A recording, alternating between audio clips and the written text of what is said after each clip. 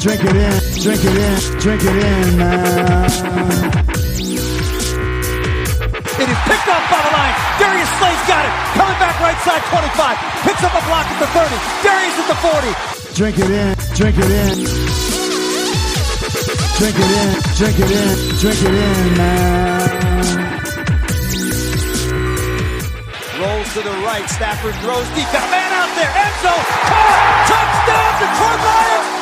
Marvin Jones.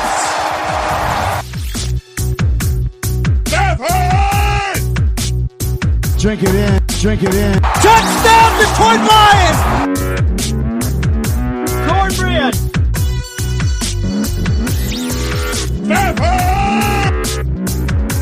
Drink it in, drink it in, drink it in, man.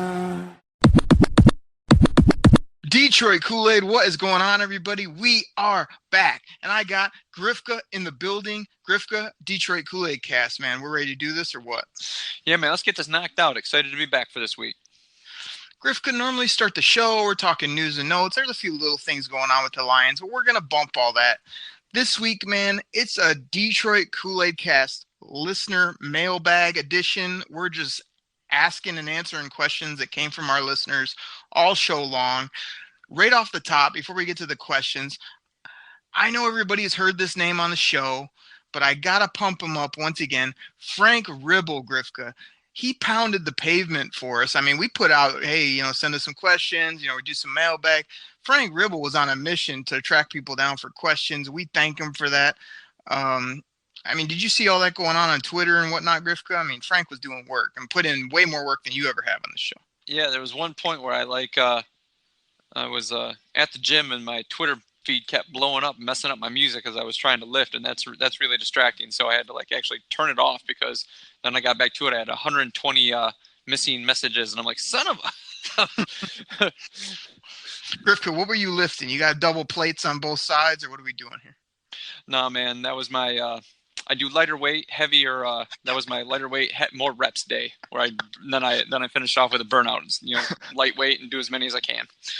Isn't that what the person says that they can never lift weights? Isn't that what they always say? I do less but more reps. Well, no, I run too, so I don't want to. Yeah, you never see a runner with really big muscles because you got really big muscles. That's a whole lot of oxygen you got to get to them. So you just work on toning is all you do. Okay, I can't talk anyway because Grifka would outrun me, and he probably outlifts me too at this point in my athletic heyday. But I mean, he probably got those little 5-pounders on each arm doing calisthenics or something. So I go for the pink 2.5s and look pretty badass with that. There you go, sun's out, guns out. So Frank, man, we totally appreciate. Now, of course, throughout the show, we're going to have to bust on Frank. I saw a few people busting on Frank on all his Twitter messages about how much work he was doing. I mean, he's not on the payroll, but we totally thank him. So, Frank, we thank you, and we will also bust you up, I'm sure, in the show.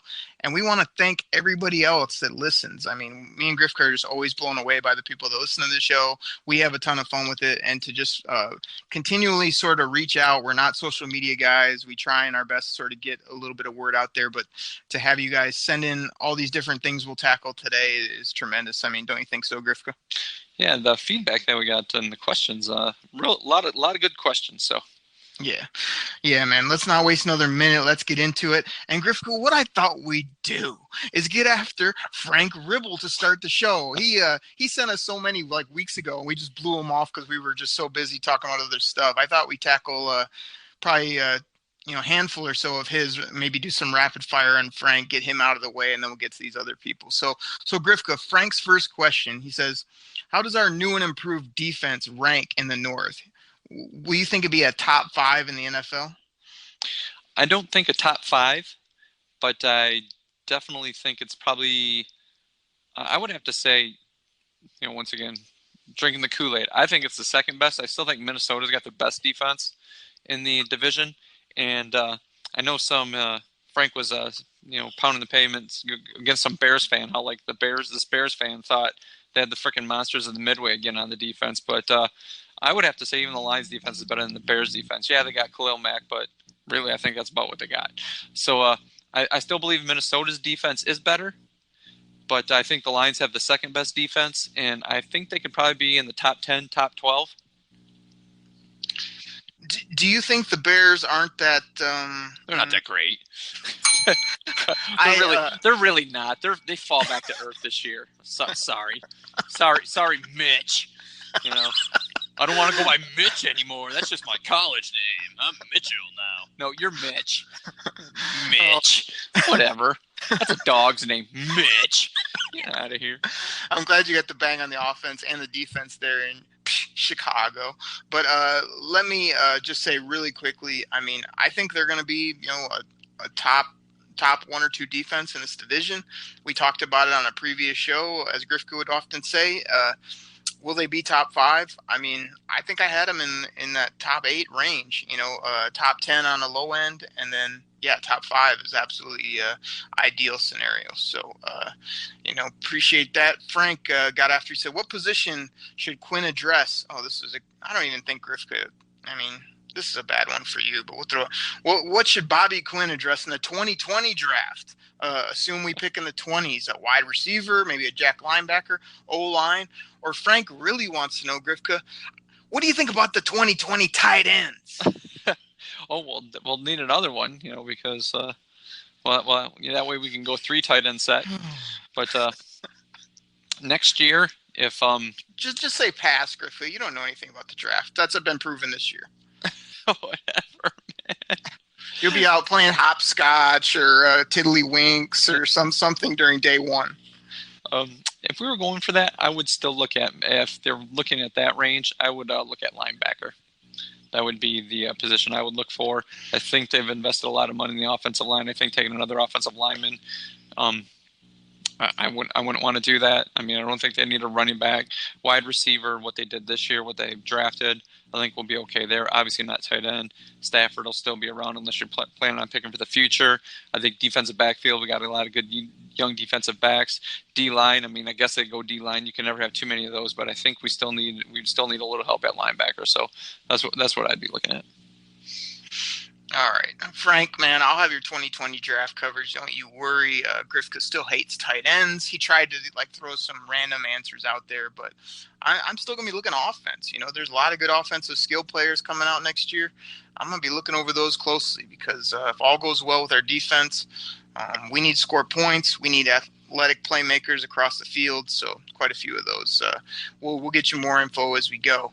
Grifka, who else in the media don't you like? Because we know you have a shrine to Dave Burkett. You pick up every free press that's out there. You're all over Kyle Meinke's Twitter. You just think he's the best. Who else do you not like in the media then? Well, let's see. I think the name goes ESPN. I think that's what it is. Pretty much anybody there. That's the greatest resource that we have. They talk about all the top players that you forgot are good. Yeah, I know they talk about all the teams. It's amazing how much coverage they have on each team. And they never really focus on one: Packers, Patriots, Cowboys, Giants, anything like that. So pretty much them. There's one person at ESPN I like, and that's Wright Thompson. He's the only one, and he's kind of like that guy that does just kind of focus stories every now and again. If you ever get a chance to read anything by Wright Thompson, read it because it's good. He's a good writer. He's almost wasted at ESPN because that's a joke there. Grifka, I'm in the middle of some deep fantasy football drafts, and Odell was not available in one of my leagues, but I have him in almost every other league. But I was able to scoop up Baker Mayfield as my quarterback. Oh, baby. He's going to be something else. I don't know why you don't see it, but the guy's a freaking beast. So okay. Everything ESPN says is right. I don't know why you don't get it. If I had to knock the media again, we joke, we kid on this podcast. We have a bunch of fun with it, but the only other guy that really bugs me, there's a lot of good people doing good work out there. The 20 Mins, the Tori Petrie's, I like O'Hara and all those local guys that kind of work for the team. But the only other guy that kind of really bugs me, what do you say, Grifka, like a fork to the nose or something like that? Tweak the nose? Tweak the nose, yeah. Is this guy, Carlos Monterrez. Is that how you say it? I thought it was Menarez or something like that. I don't know. Whatever he is. You know who he is. Isn't he Dave Burkett's running buddy? It must be something in the water over there. He's the new Drew Sharp. Rest in peace, Drew. Evil Drew. But that's all he is. He's the medicine. I don't want to say like good medicine. It's that bad tasting medicine left in your mouth is what he is. That's what all of his stories are. They're just like the negative side of everything. So yeah, he's always pulling something out of his rear. But shout out to Terry Foster too. Where'd he go? I know he had some medical issues. That guy was always funny. But like you say, we like the media, but we also like to have fun on the show with them. Grifka, who was the most important free agent signing? Frank loves Justin Coleman. He thinks cornerbacks are super important. They're hard to find in free agency. I mean, what's your favorite or most important free agent signing for our Lions? I'm just going to go with the obvious and say Trey Flowers. I mean, that'll give a stalwart on the defensive line. At end, he knows the defense. He knows Patricia. He's the most important one right there. He's like you've often said. He's like the Lions were able to get probably the best defensive free agent signing out there with a little hub from your favorite people at ESPN. And it's one of those guys that could bring other people here as well. Yeah, I know you mentioned that before. That's our guy. We really think he's getting lost in the wash. I'm going to do something which I don't know if I've done on the show. I would go ahead and agree with Frank. I think Justin Coleman, he has not been at camp. We were kind of wondering, man, we haven't heard much about Coleman or he's kind of rehabbing some things and hasn't been in many of the team drills, but I'm really excited to see him and a big play out there for the most part. And then a guy opposite of them, whether it be Melvin or, that other guy, what's his name again? Oh yeah. AOO baby. I'm excited about that. Hey, Frank, again, we thanked you off the show. We put your name on this podcast a bunch. You got a few other handful of questions here. We're going to skip you. We got so many other people to get to. I mean, appreciate the support. Keep banging the pavement. Keep drinking that Detroit Kool-Aid with Mountain Dew or whatever else you're putting in there, buddy. But, Grifka, let's jump ahead to all these other folks that reached out to us and check them out. So Jonathan from the DKC Listener Line shouted out, and he put a question for the podcast. Do you believe Brandon Powell can win the punt returner role while they groom him as maybe a future slot?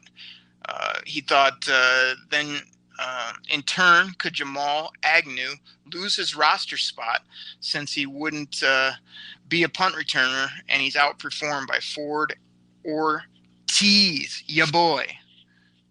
You want to tease me with this question? Yeah. I would, Brandon Powell, I think this is going to have to be one where like Amendola kind of takes him under his wing and teaches him like all the tricks of the trade. And like you had mentioned before, his quickness, his agility, his speed, I think is like perfect for that. And I hope that's what they look to use him for, to be able to use that quick underneath guy, kind of like Golden Tate. I don't believe Brandon Powell's hands are as good as Golden Tate's were. But I would like that very much, especially his quickness underneath. Now, Jamal Agnew losing his roster spot, I like him just for speed over Ford. I mean, Ford looks like a windsock when he runs. So, and then especially with Tabor, man, it's just Tabor's 2 steps too slow. Sort of, So, gosh, I can't see just with his quickness. That's one of those things where, like we always say, you can't teach speed. He would be the guy. Yeah, I think it would be very difficult for him. He would have to perform so poorly for him to get dropped from this team. And if he was, he wouldn't be on the unemployment line very long. Yeah, my real quick take is, Brandon Powell either has a role as a depth receiver or he doesn't. I think Agnew is fine doing some of the splashy things he does in the return game, offense. I hear he's playing decent, inside when Coleman wasn't going. So, I think there's room for Powell and Agnew maybe on this roster, but you're not going to boot Agnew out if Powell does make some waves. I don't think that's the way they go. Also, real quick before we move on, so he sent this into the DKC listener line. Like, don't forget you can text that line. I know we have some fun voicemails and callers, that people call in, but we've had more people just sort of texting in questions or, hey, we love the show, keep up the great work, all that type of stuff. Real easy to send a quick message just like you would to your buddy to that phone number that we often give out, 989-248 3484. Oh, wait, no. 989-272-3484. Man, I got so many, as Grifka says, we don't often call ourselves, but I got so many different numbers in my head these days. Grifka, next one. One Dark Lion he writes and says, fantasy question. Oh boy, Griff couldn't know anything about fantasy. Fantasy question that holds no particular reality. Oh, this is why I put this on here for you, Grifka. So he puts a fantasy, not fantasy football, like a random fantasy thought. He puts, what would you think about Slay being put into a position of receiver? I mean, I threw this out, but I wanted to get Grifka's take because it just seems so off the wall. Wow, Slay at wide receiver. Gosh, I'm trying to think of what we could use him for with his size and his speed. Gosh. Doesn't have size, really. Come on, Griff. That's what I mean. He doesn't have size, but that's, one Dark Line United. I think this is somebody overseas listening to our show. Like, we love your support. We love you thinking outside the box. But Darius Slay can't play receiver. Doesn't matter how fast he is. Doesn't matter how good his hands may or may not be. This is just something that doesn't happen in the NFL anymore. It's never been tinkered with or discussed. I mean, just not an option. I mean, it's sort of fun like you said, in a fantasy world to think about, but the days of guys on the outside, like getting real snaps at receiver and stuff, is just not going to happen. One quick question on that. You think if Stafford threw him the ball while he's playing wide receiver and he accidentally dropped it, he'd like wag his finger, like, he pass breakup? I don't know. I think he might get a finger wag if Stafford overthrew him. He'd give him that finger wag, or like I'm sure he'd have a great first down celebration if he was a receiver, if it wasn't the wag, but yeah, it's not happening. So let's go to the next question. It says, this is from 5 Wood in Tune, and his on Twitter is at Woodentune2.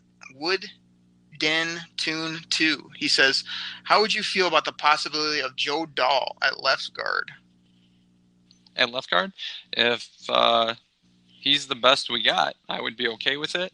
As long as I don't think he needs to be like an all-pro, Pro Bowler type player. I just think he needs to be solid.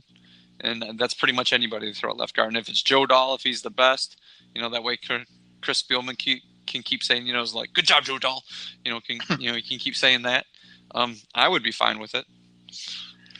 Yeah, this is a no for me. I gave my take on Joe Dahl. I just feel like the sand in the hourglass has run out. I mean, if he wants to be a depth swing player, maybe. But no, I can't have him starting at left guard, center, right guard, anywhere really for this team, in my opinion. So let's go ahead. Next one, William Treece. Man, I'm going to butcher a lot of these names. But William reaches out to us and he says, if Graham Glasgow ends up starting at right guard, who is the best-looking option so far at left guard? Wiggins, Dahl, Ibushi, assuming Crosby stays as the backup swing tackle. So we kind of just hit that on Joe Dahl. I mean, do you have a better option that you want there? Would you like to see Wiggins or Ibushi, or would you rather, best-case scenario, see Dahl over there? Jeez. They're all like, it's like they're all in the same bucket. It's like reach and grab one, just, put it in there. That's kind of how I feel about them. Like, none of them really stand out to me. Saying, gosh, this guy's so much better, that's up to the coaches. And like right now, I don't know if any of them really stand out to those guys. So, Grifka, this is a mailbag show. We can't have you hemming and hawing over a left guard starter. It's not that hard. Like, you either love Joe Dahl or one of the other two, or you don't. Like, well, I mean, on a previous show, Ding, I did say Wiggins. So, and then you ripped on me for saying he's just a guy. So, but Wiggins, there you go. Right. So, like, my answer to this would be, like, everybody, including Grifka, the easy answer is Wiggins. The person that wants to think they're the smartest guy in the room thinks Joe Dahl is all of a sudden going to be good. My answer was, I like Crosby at swing tackle, but if he could play inside, I would like him on one side, Glasgow on the other, and Big Frank in the middle. That was my dream scenario if he could play there. I'm not there every day, but that's what I thought. So let's get to this next one. 7 Motor City Spirit. He writes, one of my concerns is also the cornerback too. I really hope this position is finally sorted out. Has anyone heard how the one guy from Penn State is doing? Can't remember how to spell his name or pronounce it. Hey, at Motor City Spirit, it's AOOR. Oh, baby. There you go. Was it? I know. Was it? You did. Was it? Send me a updated depth chart from Eric Schlitt. Thank you, Eric Schlitt. And he had the second one, Rashad Melvin, as the number 2 right now. I know we had covered this before. I'd be okay with that, but once again, I think I'd like to see I can't do it as good as you over there at some point. As just with his quickness, I think he being a good number 2. Yeah, and all kidding aside, the name's Amani Onawarye. That's as close as I get. But, oh, baby, I think he's going to be good. But I also think that we got to give him some time. We'll see what happens. I could see him taking a big leap in camp and whatnot. But I think that, they'll probably go the safe route. Who knows? They might even bring in another guy. But AO is definitely in the mix, and hopefully he'll be a good player long-term for this team. That's the hope. Next question comes from 2 Night Train Lane U. That's at Lane_Night. He wants to know mostly your thoughts on the guard and wide receiver. And then he says, I'm not sure how he could have added receiver and guard picks, but I'm worried about the separation and Stafford trusting more timing routes. So basically, he's talking about the draft, kind of saying how Seattle traded down. What were your thoughts that we kind of skipped a guard up top? We didn't get a flashy receiver. What do you think about the separation, Grifka, for these wideouts? Like, everyone talked about that last year. I mean, to me, if you're big and skilled enough, it doesn't matter. If you're small and shifty, yeah, that's your game, is just getting crazy separation. But, I think we'll be fine in that area. Stafford likes to put it up high, likes to throw it deep. You don't need to have, 3 yards of separation if you can go up over the top or burn past somebody. Right. Just by watching, Kenny Boy, one thing we've talked about and I've read is that he does have trouble separating, but he seems to be big and strong enough to where he can use his body well to, go up for the jump ball. And there are times where it looked like last year they were able to run routes to get him open. I'm hoping that Darrell Bevel does the same thing. Marvin Jones, he's the guy that's he's going to run your go routes for you. So he's going to have to beat the jam off the line to get around. But it seems like a lot of defenders will play a few yards off him and not do the bump and run, to try to keep up with him. So separation it can be, but at that point you need your quarterback to really put the ball on the dime. And so I totally see where, Night Train Lane's coming from with the separation thing. So that's Stafford having to be able to put it right on a dime. And if you don't have separation, that can lead to interceptions, knockdown balls, stuff like that. Yeah, my take on it is, again, those that listen to the Fantasy Football Flavor Show, me and Chuck were talking about a certain guy, Grifka, named DK Metcalf. The guy that all you could do is put yourself on rewind, talking about, I watched the game, he wasn't that good, he made one catch, he had one good game against Alabama. I think that plays here because, Grifka, not every receiver runs every route excellent. Not every guy is small and shifty. Not every guy is going to get these crazy, Antonio Brown-like separation. But there's still a lot of receivers that make plays. So you're banging on Kenny and these guys about, he doesn't do this well. Like, you're forgetting, again, you're going Grifka and forgetting about all the things he does do well. I mean, I don't think it matters. When you're, like, above 6'3" and you're in that 210 plus pounds, like you're not going to be amazing at getting away from these little corners. So I'm really not worried about it at all. I think it's just a big talking point by the national media because they can't figure out anything else about our team. So it's just like, these receivers must not be getting open. It's like, I'm sure there's a lot more to it than that. So next question. This says 8 and I never slice, and he's at Bushwood_C. He wants to know, did you notice how often Hawkinson lined up in line versus split or slot in camp? So obviously we haven't been there for see it with our own eyes, but what did you take away from some of the reports, videos, things we saw about him in line versus split out? So that would just lead me to believe He's not known as just like the greatest run blocker, and he's not just going to be used as like the split out tight end type guy. So he's good at blocking. He's good at running routes. So they're going to keep him on the line a little more, as opposed to the old H back or something like that. So that's what it leads me to believe that they're going to not be the dead giveaway like Hawkinson's in, it's going to be a pass. So I think that's what they're doing here, lining it up as like so they could use run plays with him and pass plays with him. Okay, now all the Detroit Kool-Aid drinkers tuned out when you started talking, right, Grifka? Because one, you don't know what you're talking about when it comes to tight ends. Two, you have no love for T.J. Hawkinson. Three, what do you mean I don't know what I'm talking about when it comes to tight ends? We've heard your takes. They're no good. You don't draft them. They're going to put up 200 yards worth of stats. We've heard all this, and then you put him in line just because. Again, I think you just said he can't really run block. That was one of his best traits that he has. No, he's not a dominant run blocker. He's good, but he's not dominant. Okay. Maybe you need to do what you accuse me of and go on YouTube and catch some of these cut-ups of him just putting people in the freaking ground and burying people. He's basically like a sixth offensive lineman. But you put him in line just because again, he's going to get 200 yards and 1 touchdown. The people get it. So my take is that he's the perfect tight end for both. I haven't seen where they move him around and whatnot, but yeah, you're going to see him split way wide. You're going to see him in the slot. You're going to see him lined up offset of a tackle, maybe even in the backfield some. I mean, this guy's a versatile piece. Put him all over. Give him any type of role, block, pass, play action, all types of things he can get after. Go up the seam. It's going to be tremendous, man. I can't wait to see it. So, like I say, no rebut from you, Grifka. Just accept that you hate T.J. Hawkinson, and we'll move forward. Okay. All right, perfect. Glad I got that on record. All right, so 9 Edgar Allan Poor wants to know, and he's at DadLook. He says, I thought Miles Killebrew was a good draft pick, but he hasn't panned out yet. What is the role of the team now, and do you see him getting any meaningful playing time? I thought this was a good one for you, Grifka, because you had a similar take.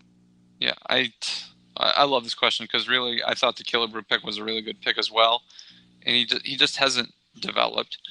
His role with the team, he would have to be spectacular in training camp, especially with what they drafted for him to make this club. I can't see him just as a strict, special teams guys. I know there's a lot of guys out there that's what their main role is, but I don't know if he's fast enough to be a gunner. I can't see him making this club right now. All right, Grifka, if you do your homework, you would have seen a report like a week or so ago that Miles Killebrew is dead set with the linebackers now. So that's a super deep class. I mean, I think there's definitely a role for him on this team. He's yoked up. He's young. He's been here for a while. He definitely has a role when it comes to both special teams, depth, all that type of stuff. I'll go with the person asked the question here. Like, again, I was decently high, as I often am, with a player like this in the draft where they got him. I want to say it was, late fourth round type of range. And I don't know. He definitely has not had the splash or the impact that I thought he would, especially from a physical perspective when it comes to hitting people, when it comes to sort of, adding that extra dimension that we didn't have in the back end. So, I think he's been a disappointment from that area, but I also think that, there's definitely a spot for him unless it comes down to numbers, unless it's like, oh man, he's right on the fringe and we need an extra receiver, or hey, we got to keep an extra old lineman because nobody showed their best during camp. But I think Killebrew will be on this team when they break camp. Next question comes from Les Is Roar, and it's at Les Is Roar. Check them out. That's a good Twitter handle. He says, I'm pumped because Glasgow. Hold on, let me look at this question again. He says Glasgow has a good understanding of the scheme from his time at center, making him think he'd be even stronger at that before at guard position. How do you feel Glasgow would play at right guard? Because he was at left, and they moved to center. So do you think he can just translate those two positions and playing time to being a really solid upper echelon right guard, or is he kind of starting over? What's your take? I don't believe he's starting over. I know when he was at Michigan early on in his career, they continued to move him around on the inside. So, and he was the coaches always raved about how smart he was, It's everybody just kind of thinks linemen. It's just like footwork. No, I mean each one has its own little intricacies of footwork. So I think he'll be athletic enough, smart enough, good enough to be able to translate from left guard to right guard, even with the center being in there. Do I think he'll be dominant? I don't know if he'll be dominant, but I think he'll be better than average. I think he's going to be on the upper side of even better than solid. But I don't know if he's like an all-pro or Pro Bowl type player. Grifka, the people really want to know, did you zone in? I mean, with your draft prep, did you watch this guy? Did you watch the games and really dissect Graham Glasgow when you're sitting watching all the college football that you tout all day? You knew he was going to be a good, solid football player? Yeah, because he started at Michigan as a junior and senior. And so, yeah, he was one of the main guys that they often touted about on that offensive line. And they did show him a lot. So, yeah, I saw him. So I thought, like I said, I always thought he would be decent as a pro. I never thought he would be like an all-pro or anything like that. So when the Lions got him, yeah, I was pretty happy with the pick. Okay, you can't slide in one. I watch the games for the people. Well, yeah, I do watch Michigan games. I'm a huge Michigan fan, so yeah, I watch Michigan games. All right, so I remember when Glasgow was coming out, like I had him as more like in that 5th, 6th range. So when they took him in the 3rd, I was kind of like, man, like I like the player, but I just didn't love the range. But it was a need at that point. He's been better than advertised, I'd say. I mean, I can't say he's been dominant. I love his versatility. I love his toughness. I love that he's been out there most snaps. I think he can translate that to right guard. I'm not a proponent, to be honest, of, if he can play left side, he can play right. No big deal. Like, I always think it's a little bit more of a big deal than people make it out. Different footwork, different, assignments. You don't just put a guy in there and say, hey, go get in the way of other people. There's a lot of intricacies to it. But he's had enough time there, and, I think it'll really help our football team if he can play all 3 spots. I was thinking about that the other day. I was kind of like, man, how great is that basically a lot of our interior guys are going to be well-versed now at 2, if not 3 spots. I mean, that's really what you need. And in a pinch, if anybody was to go down, I mean, we got 2 or 3 centers out there that can all slide in, which is nice. So I'm excited about what they're building there in regards to versatility. All right, we got to keep this thing moving, Grifka. We got, a few more here we want to get through before we shut this thing down. I'm glad this guy wrote in a question. This is the CEO. This is Mike. Everybody knows Mike on Twitter. I don't even know how many followers. This guy's probably up in the 10, 20,000s, whatever he is. He's got Logan status when it comes to Twitter followers. He's always riling up the Lions fans. He's always putting out almost like a positive vibe every day about our Lions, trying to get people like Grifka to turn that corner and realize that, being negative doesn't do us any good. So love this guy on Twitter. He actually was the first guy I kind of reached out to because, again, I didn't ever use social media and still don't much except to have fun with the podcast and promote and reach out to you guys. But he helped me sort of get off the ground, so appreciate it. So he writes in and says, when will Slay and Snacks be back, in our opinion? When do you think they get back on the football field? Slay, probably, I'd say at the beginning of training camp. Snacks, his position, it's been, I mean, they've both been around for a while, but Snacks, he knows what he needs to do. I'm thinking probably 2nd, maybe 3rd week of training camp. He might miss the first game.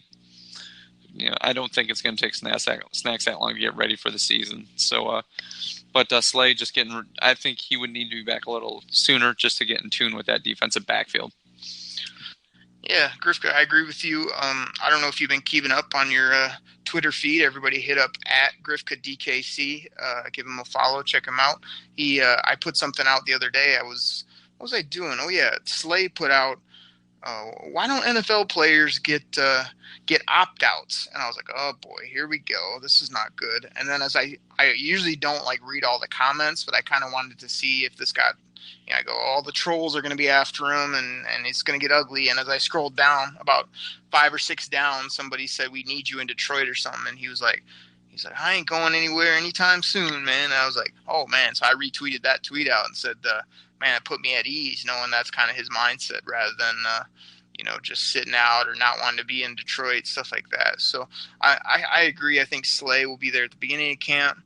Yeah, I could totally see Snacks just hanging tight, trying to still get that deal. And then when push really comes to shove, if they don't want or aren't willing to give him what he wants, slide in towards the end third, fourth game, and just kind of be ready for the season. So that's not my ideal scenario, but that's kind of what I would see happening with those two. And like I say, hopefully they just get this resolved. But two really important players. I know I even saw the Lions today were sort of bringing in, I think it was that big nose tackle they used to play in Cincy. I think it's Petco or gosh, I can't remember. He had the crazy hair, and he kind of had a tough name to pronounce. Petco. Yeah, I think, and then he went out to Denver maybe. I don't know. I kind of saw that come across my feed, but we might talk about that in the next couple of weeks if they end up bringing him in. But, good answer by you, Griff. Let's go to this next one. This is Bushwood_C again. He says, how much a day will Slay lose if he chooses to sit out training camp? Oh man, I don't think I have those numbers in front of me. Are you aware, Griffco, what it might be? Would it get knocked? No, I do not. I don't know if it's a standard NFL. I don't know if it's like a standard. It's like you can only do X amount of dollars, or if it has something to do with like how much they make. I don't know. Yeah, no, there's daily. It's a daily flat fine. Same with what he got docked, like $80,000 for missing some of the OTAs, and I think it was $250 for the mandatory camp. So what they do though is whatever the dollar amount is, the player and the agent and everybody knows that okay, well, like you're gonna get docked that money, but they're pretty sure they're going to get what they want, or they can roll it into a future deal. So, these guys don't like giving up any money, but I think Slay will sort of look at it and say, okay, I proved my point. Go ahead and get in either right at the beginning or maybe after a couple days when that starts, piling up. And he's like, oh man, we're not going to get a new deal done. But I'm sure the Lions will sort of take care of it at some point, or he'll make that money back regardless. But it does get pretty pricey. I think they ramp it up. So like OTA is one number, mandatory mini camps another. But then, if you're missing training camp, they do start taking a good chunk of change. So I know Big Play is aware of whatever that number is. Shout out to him, and he'll probably tell you to the penny. Gloria's daughter at Dat Girl Friday wants to know, has anybody seen Ben Schwowell? How is he fitting in with the core group? So good question there. Did you hear anything about him, or do you think that he's got a chance or no? I think he has a chance, but maybe I don't even know if they really use backup offensive linemen on the practice squad. But to be honest with you, I haven't really heard or read anything that he was, looking good or like always, taking snaps. I haven't really heard anything about him from the few off-season workouts that they've had so far. Yeah, my thing is you're not going to hear much. I mean, he's basically an interior lineman. He's an undrafted guy. Everybody knows his name, but I just see him as a guy that will be – I don't know. I think that as long as he's pretty solid, that I just don't know how all those numbers are going to break out. Like, I think it'd be sort of hard to break the roster, but if he's anywhere close – maybe he can be a practice squad guy. Maybe he can fit at the bottom of the roster somewhere. But did you hear that thing that came out that, like, I think Todd McShay or one of the draft analysts had the Lions taking him 20th overall in their first mock, for the 2019, like over a year ago. They had Bo Benchwell to the Lions at number 20. No, I didn't see that. As their projection. So, I mean, it's crazy, but like the guy didn't have a bad year. He didn't forget how to play football. Like he obviously fell in the draft as like other players do. But I mean, I still think there's promise there. It's just like, how do you fit him? That's like the hardest thing about the NFL. Like, where do you fit these players? Like when it comes down to 53 guys, I know Patricia was saying that. Like that's why they want to be so versatile and so picky about who's on the team because 53, I still would love the NFL to sort of expand it out a little bit more, but it gets really tough at the end of those cut days to sort of figure out how are we going to make this roster work and who can we slide on the practice squad, who can't we? Because you don't want to try to get too sneaky and put a guy there and lose him to another team. So I'm really curious to see if Bo gets on the team or finds his way on with a Lions jersey at the end of the day, because I still think there's a lot of promise there.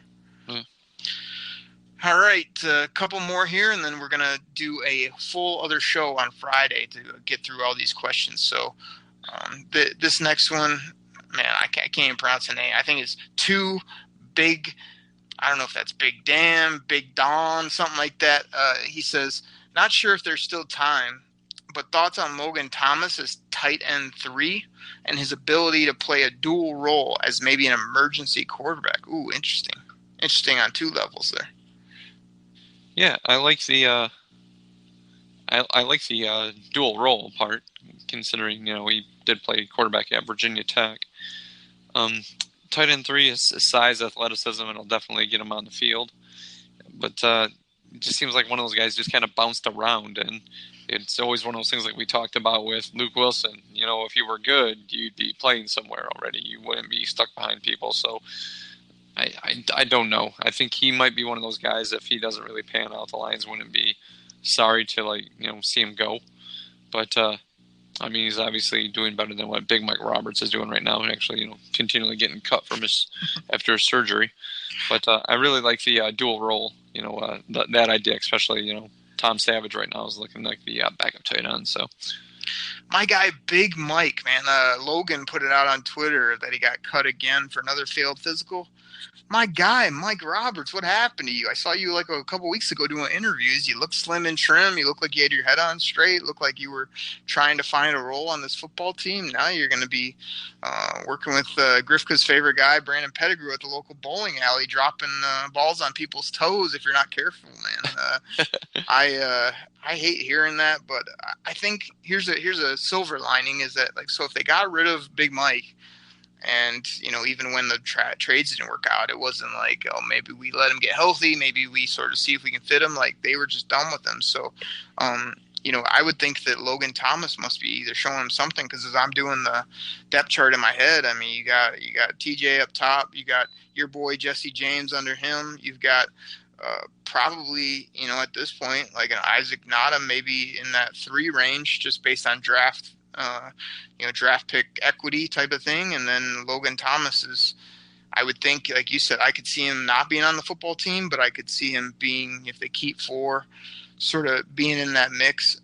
The part about the quarterback is something that I think, yeah, it's fun to throw out, but you can't say dual role as the emergency QB. To me, he's a gadget player quarterback. He's a guy in a pinch, let's say you only kept 1, somehow both your guys got hurt, maybe go in there and sling it around a little bit. But I don't think they're going to cross-train this guy to know the playbook and be able to run the huddle and stuff like that. He's just going to be, hey, this guy can throw. He has done it.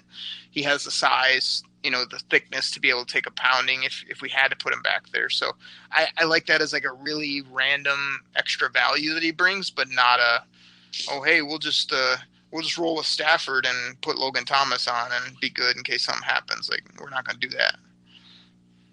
Yeah, I don't see that either, but I think if Logan Thomas does end up playing quarterback in an emergency role, you're looking at a playbook like the original Tecmo Bowl where you got 4 plays, and one of them is the LA Raiders 4 go routes. Remember that play? Yeah. Oh, yeah. Just send them deep. Yeah. So let's end it with this, Grifka. Frank Ribble, to bring up the cleanup spot here to end this show. Again, it's another question about the left guard, sort of wondering, who's going to play there. But he puts, could they share snaps? He says, I've been very impressed with the Lions' offseason conditioning, led by Davis and Dahl, who deserves a mention. So he's asking, could you actually split time at that extra guard between a couple different guys? My quick take is no, nobody really does that. Yeah, you can put in an extra lineman package, but you don't have people just randomly subbing in and out in regards to sharing time. So I don't see that happening. And then I think he's just hitting on, I don't know how Frank has the inside track on conditioning programs and who's leading, who's doing well. Frank, are you in there on the treadmill with these guys, or what are you talking about? But I think, what he's saying is that, the Lions have seemed to be all in, and they have some decent leaders. Have you noticed that too, or do you think you've been happy with what you've seen from the off-season program?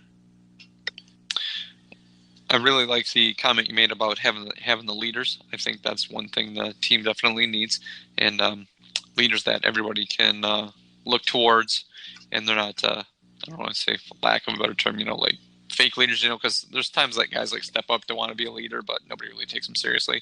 I don't think there's anybody on the Lions this year that will have that issue. Like you mentioned, I don't think anybody really splits time. You like to have your offensive line be one cohesive unit. The only time they really switch it out if somebody gets hurt. Was it equipment failures, like somebody snap breaks or something like that. That's when you see something else. Or if somebody's just getting, just beat really bad, then, time after time, then they'll switch it up. But I can't see like 3 guys or even 2 guys just alternating, every few plays. Like, here, run, like in high school, you send like one guy in with the play, like, okay, next guy's in, send this guy in, so I don't see that, happening there. Grifka, were you the big left guard that they'd send in with the play call? That seems like that'd be a good role for you there. Yeah, like back in high school, I didn't run as much as I do now. So by the time I would have made it the 30 yards out to the huddle, I would have been winded. So no, they didn't send me in there a whole lot of times with the play. It's much easier for me to come out of my stance and block somebody as opposed to I wasn't the guy pulling downfield, like send Grifka around the edge. That wasn't me.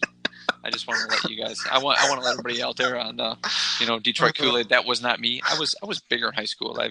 I have lost weight since then. So just to let you all know that I do run more. I can, I've ran 5-mile, 10-mile races, but I wasn't.